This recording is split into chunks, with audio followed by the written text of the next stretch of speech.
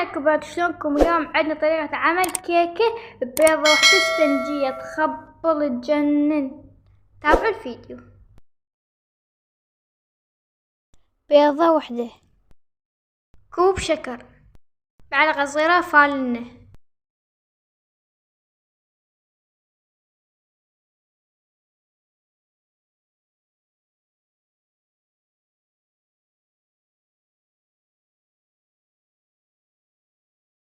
كوب زيت،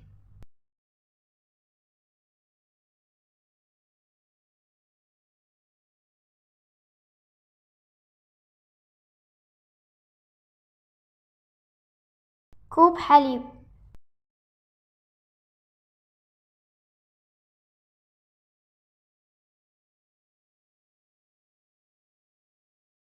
ضفت كوب ونص طحين بالتدريج، معلقة صغيرة بيكنج باودر،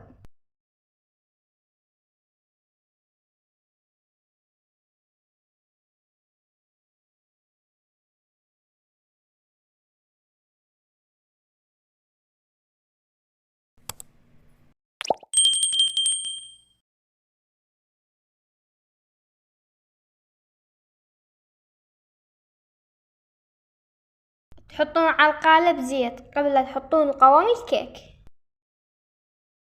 خليت معلقة كبيرة كاكاو واختياري للتزيين. إذا حابين سووا أي شكل، أنا هذا الشكل سويته.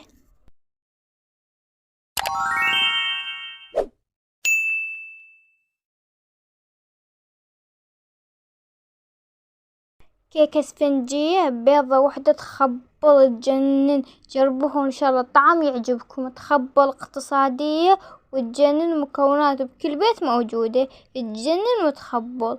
وصلتوا نهاية الفيديو، لا تنسونا باللايك والاشتراك وتفعيل الجرس التنبيهات حتى يوصلكم كل ما هو جديد من قناة نور العين. سلام يا أحلى متابعات، نشوفكم بالفيديو الجاي إن شاء الله. سلام.